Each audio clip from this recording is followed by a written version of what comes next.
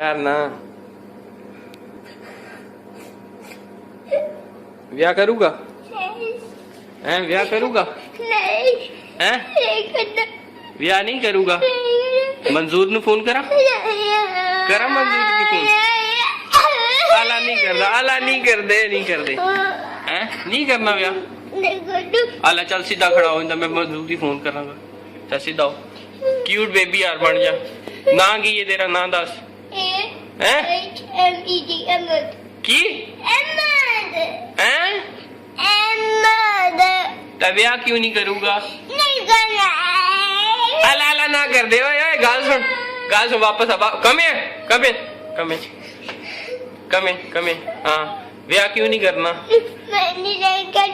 मेरी मम्मी ने लड़का तो डैडी ने भी लड़का तो मैंने बाजार करने वाले की गल होगी मैं डैडी नु लाइक कर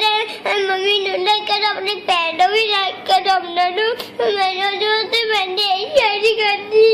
तू अपने डैडी लाइक करदा हां जी अपने नु भी पहला दस तेरा डैडी गोरियां की किस तरह तकदा पूरी गल दस फिर ना तेरा ब्याह करा उन्होंने नु लाइक नी टाउन जांदा तेरा डैडी की करदा ए सीधा खड़ा हो गोरियों नु देखदा वा की गोरियों नु देखदा किदा इधर नहीं सही बंदे दस किदा इधर अखा खोल के किदा अखा खोल के देखदा किदा अखा खोल के थले देख इधर देखदा किन्ना की गोरियां नो हैं गोरियां देखदा जी कितना पता कितना मुझे टॉयलेट लग देता मैं बहुत हैप्पी हो जाता मैंने भी हो गई तो उन्होंने कुछ जो दिल सुनता वो फिर अच्छा तू क्यूट है तू तो ना देख रहा गोरियां नहीं सही दसी नहीं हैं नहीं गोरियां तकदा डैडी किस तरह तकदा किदा नहीं अखा ना ला किदा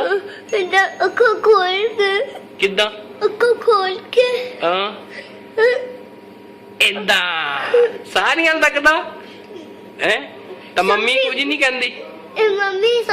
मैं काजल को तो दसदा मम्मी और मैं कोटदा हैं किदा गोरियां देखदा मैंने थोड़ी कोई टोइयां लंदा फे अच्छा तेरी शादी करवा दिया ना करवा सही दसी नहीं हैं नहीं की नहीं जारी करनी की नहीं जारी करनी